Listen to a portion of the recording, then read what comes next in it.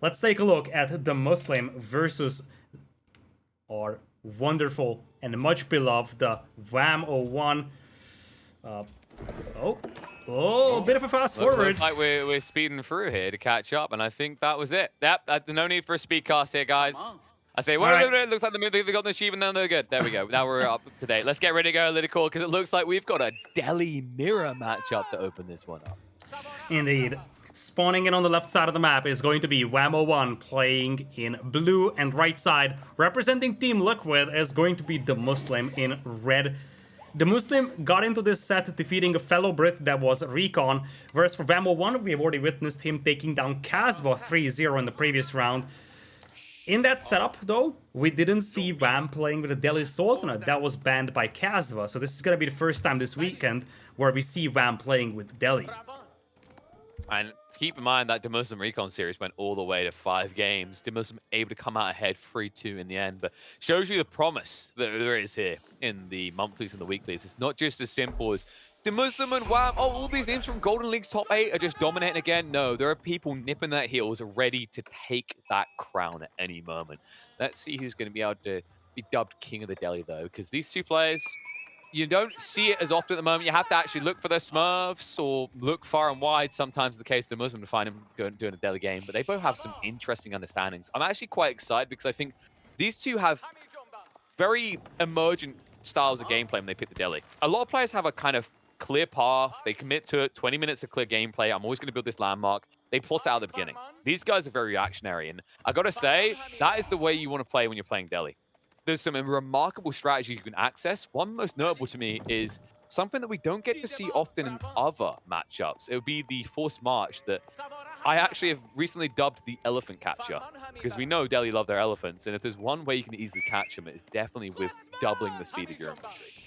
That's going to be an interesting one to look at, indeed. In fact, unit compositions in general will be a big question over here, because as you said, elephants is your usual go-to unit at the beginning of Castle Age with this civilization, but in a mirror matchup, you might want to deviate from it a little bit more. Maybe you think about the Lancers to wrap around and get some raiding going against the slow-moving army of the enemy. Or you want to get a good surround on one of those elephants. So it's going to be interesting to see what the unit composition will look like, because you get the impression that in a Delhi versus Delhi matchup, the Delhi players have to assess their military composition in a completely different manner as compared to playing against a non-Delhi civilization. Exactly. The deviation won't happen here, though, because anyone who builds the Tower of Victory is looking to be the yielder of defeat, or wielder rather than defeat. I hope they change that landmark. I think at this stage it probably needs a complete rework, unless they want to nerf the Dome of Faith. Dome of Faith, by the way, it looks so basic, doesn't it? Like, if you just start playing this game, Lidakor, and you highlight that landmark, and you looked at the Tower of Victory, name aside, you'd still take Tower of Victory straight away, right? It looks amazing. I mean, yeah, it definitely looks amazing. It's just a shame that, you know, it's completely useless, so everybody just goes for the Dome of Faith over here. One notable deviation in the build orders, by the way, is that Wham decided to delay his mosque as compared to the DeMusliM. So the DeMusliM went for the fast mosque build, whereas for Wham didn't. So the DeMusliM already has the efficient production upgrade finished, and he is working towards piety, whereas on the other side, as you see, Wham01, when he reaches feudal age, he's only going to have efficient production, but not piety. And I expect there's some deviations. I think the big one we're looking towards, though, I'm expecting kind of a standardized unit formation. Usually what happens in Delhi, when it comes to military at least, is they do the Holy Trinity. They get the stables, they get the racks, and they get the archery range. This has kind of become standardized. One way you can get ahead of your opponent is the double blacksmith play. And I know that DeMusliM especially likes to do this a lot. Definitely when he's in the Delhi matchup. Curious to see if he's going to do it this time around. Wait a second. We got baited by the colors over here, ladies and gentlemen. It looks like DeMusliM is actually the one playing in blue and Wham is playing in red. Whoopsie-doo. Okay. We're going to have to find our observer for that. Can we really take much more away from him? Like, I feel like half the time we take his dignity away from him with our comments. All right, back in action we are. In fairness, he takes the other half away from him when he plays the game himself. Oh, okay, I'm done. And let's move in. Let's focus on this, because this one could be pretty interesting. Like I said, I'm expecting a lot of deviations quite quick.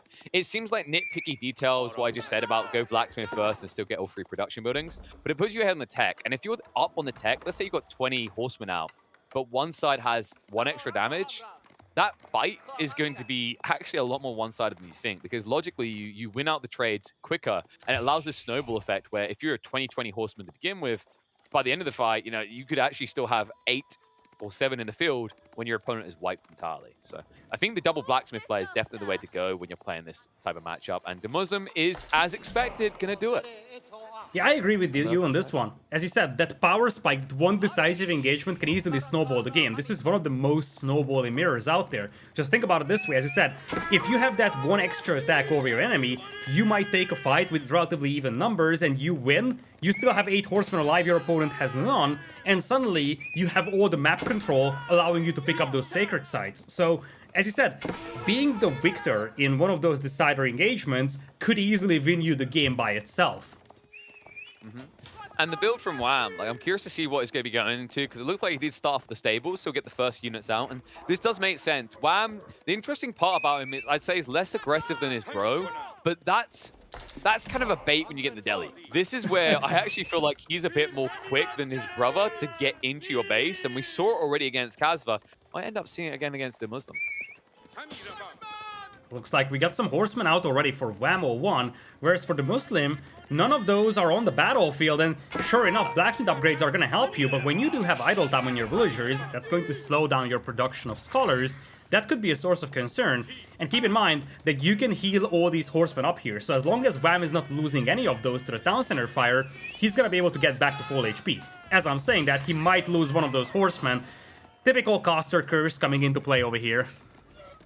Why you gotta do it, Tim? Huh? Why you gotta? No one's been watching Poppy Porter's Wham's turn to shine. Gotta ruin it by cursing like that? And it's like, because that curse, you'll have to walk away. Can't actually go on the offensive anymore. It's very important at this stage in the game you don't hemorrhage even Tour 3 horsemen, because that's actually a big deviation in the builds. Like, if you're both just massing horsemen right now, just falling behind Tour 3 can hurt you. Even more so if you've scouted out what's happened here. And I'm curious to know if Wham did actually get eyeballs on this. He probably saw 1 blacksmith. The second blacksmith has kind of become more standard if there is one there already. And I would assume that it's suspicious to him that his opponent didn't have defensive units in place to begin with. But if he is aware of this, what is his next choice? Well, he can start pushing Spearmen, but DeMusliM's already read this perfectly. He's got archers coming. Yeah, but on the middle part of the map, we could see those initial archers getting picked off. And as long as the scholars. A bigger deal. He's sticking to it right now. It's going to be a trade-out. Like, you get 1 scholar maybe, but look what's happening on the left side. A bigger deal here. Are you going to get a scholar, though? I don't think you're going to get a scholar right now. They're just going to die here for free. Oh my goodness! 2 scholars going down. No piety.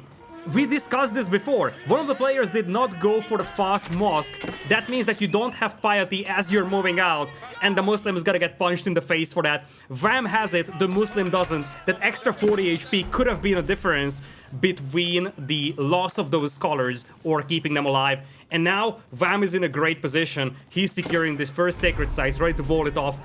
19 army as opposed to 16, but losing 2 scholars at this stage is very painful for DeMusliM. Well, we wondered if the double blacksmith play was good, and it turns out, actually, when you attack that opponent's scholars, it's pretty bad, because, well, it's nice in a horseman slog to have +1 damage. Scholars don't get that.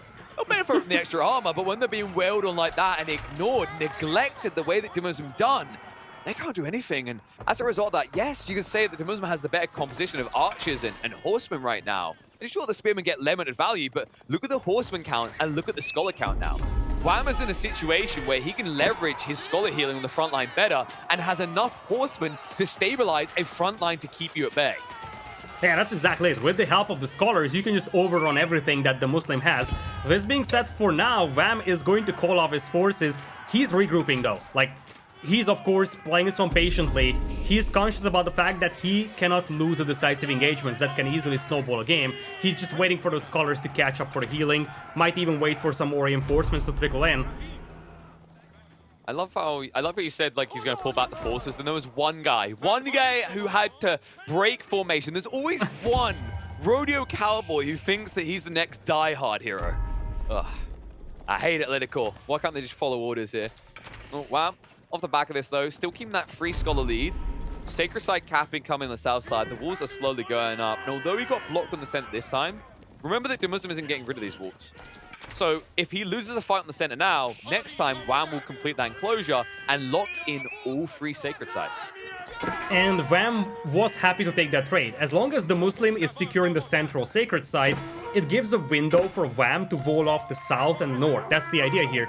You're forfeiting the central sacred site, but in return, you're gonna be able to wall off the other 2, and then you can concentrate all your efforts on that central sacred site. And you see, now it looks like DeMusliM is pulling all his forces to the north.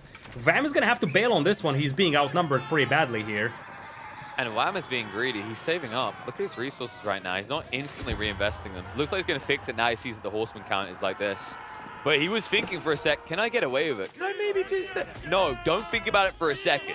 Double down non-stop on the horseman, because right now you do have the net lead, but you need to keep it. And with a fight like this, you can do exactly that. Mistakes made as DeMusliM's attention gets drawn to the south side. He neglects his horseman on the north. And Horseman now charging in here. You gotta be careful with the other Scholar out there because Wham is going for the kill over there. And on the north, looks like a wraparound. Archer's getting isolated. Horseman blocked off, taken down, re-engage here. Archer's not really adding much damage in because DeMusliM had him split up in 2 different locations. We'll go for a capture in the center, but Spearman is blocking that out. Meanwhile, on the south side, those walls already up. It's gonna take a while for DeMusliM to breach. Yeah, that's exactly it. Like, you might be losing the fight on the north, but as long as those walls are intact, DeMusliM simply can't decap that sacred site. So, for now, Wham is set up on that location, which means that he is able to focus all his attention towards the middle, and of course the northern sacred site. That could be bad. Coming in. Wham needs to bat the Scholars away, but look what he's doing with the Horseman, wrapping towards the main base of DeMusliM. He's going to look to make his way into the eco if he can. That's ugly. That's very ugly, though. He has got the free Scholar lead, though, so he can kind of sacrifice this willingly. And now Horseman in the center, pushing his opponent away because he has no front liner here. Archer's stuck in the no man's land. And in the meantime, Wham now responding with a second wave of Horsemen that can come and backstab in the center and are now making the way exactly here.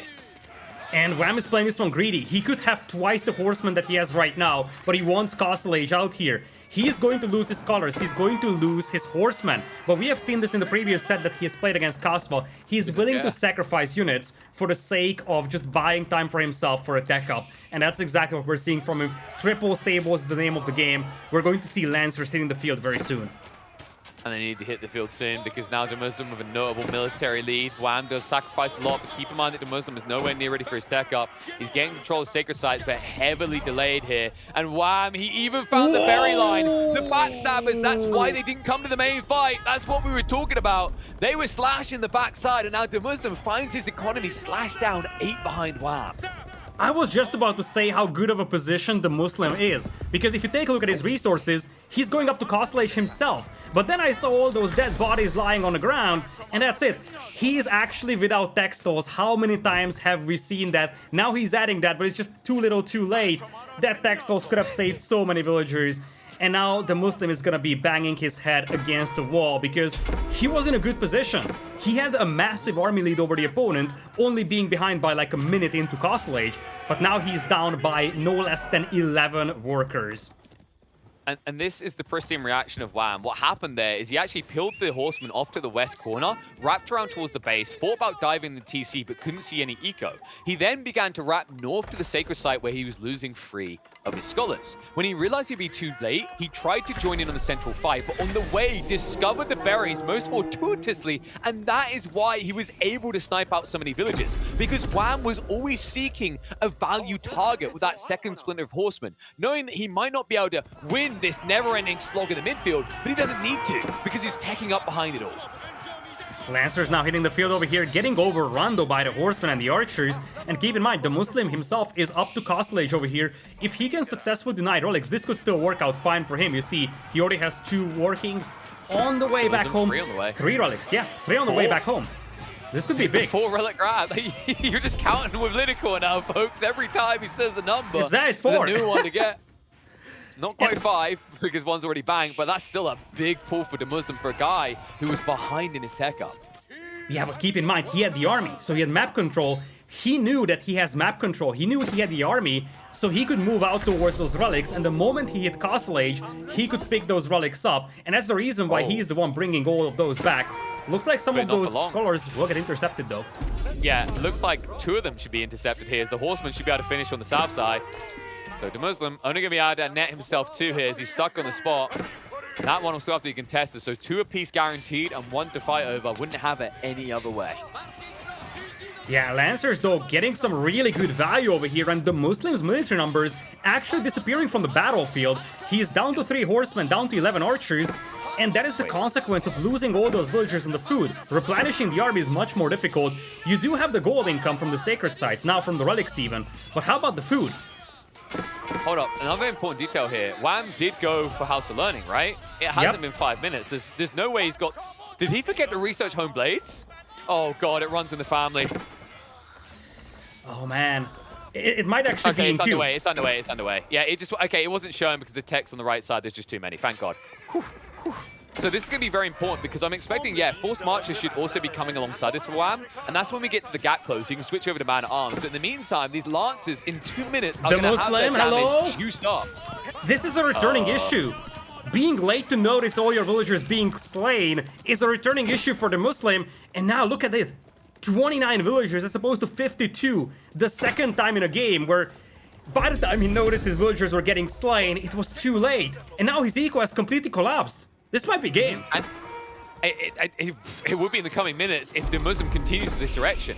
Now, he can recover because he did go compound defenders, so he can build into the village fortresses in a few minutes. The problem in the meantime, though, is Wham is calibrated for what comes next. Used to rebuild the elephants. Wham can now prep spearmen and probably man-at-arms as well. And once he has forced march, he can gap close, lock you in, and snipe these units down. Remember, the reason tower elephants are so frustrating to deal with is their ability to stay away from melee damage. Forced march negates that ability. And as long as you do have a couple of Lancers, they also are pretty useful to just snipe down some of those Scholars. If you have like 7 Scholars threading an elephant, you won't be able to kill all of them, but even just getting rid of a couple of Scholars over here will also weaken such an aggression from the elephants. Berries are also drying up over here for DeMusliM, so he's gonna have to find a new source of food though, and that could be another source of concern, which could slow him down even further. And as you said, if Wham is given time, he is gonna be able to repel this aggression, and you get the impression that now DeMusliM almost has to all in this, because if he doesn't, he's going to get overrun by Wham. He needs an aggressive keep drop to stabilize him right now. The issue he has is he's on the defensive, all attention is drawn to him. This is the weakness of the elephants. In this situation, with the amount of Lancers and Spears being built, Spears will eventually be able to directly combat you. In the meantime, Lancers on an open battlefield like this can exploit your economy. Admittedly, your economy is very hard to find if you're Ben in this situation. But this is also the weakness of playing Dry Arabia without any walling at all, and it's exactly why DeMusliM all-ins here. Keep drop, moving in. Elephant to try and defend here, but the Lancers instantly target them down, and the Home Blades have come through now. These boys strike hard. They strike fast. There's no way this is going up. What are these Scholars doing right now? They're standing there healing each other. Oh man, villagers. No, this should never go up, and DeMusliM taps out. Oh, the snowball here for Wham. And we're looking at this castle drop, you know, as the last moment of the game, but you really get the impression that the story of this game was all those villagers being lost by DeMusliM. 2 instances of him being a little too late noticing those villagers getting slain. I think it's pretty obvious on the villager graph what happened in this game. Not a single villager killed from Wham's side the entire game, whereas for DeMusliM, twice did he get hit on his villager eco, twice he lost tremendous amounts of villagers, and that ultimately snowballed the game in the favor of Wham. What were those Scholars doing? I can't get over the fact they were sitting there patting each other on the head the whole time. It's probably like a nitpicky difference. He probably still doesn't get the keep up, but maybe he stands somewhat of a chance if his Scholars are healing villagers instead of healing each other.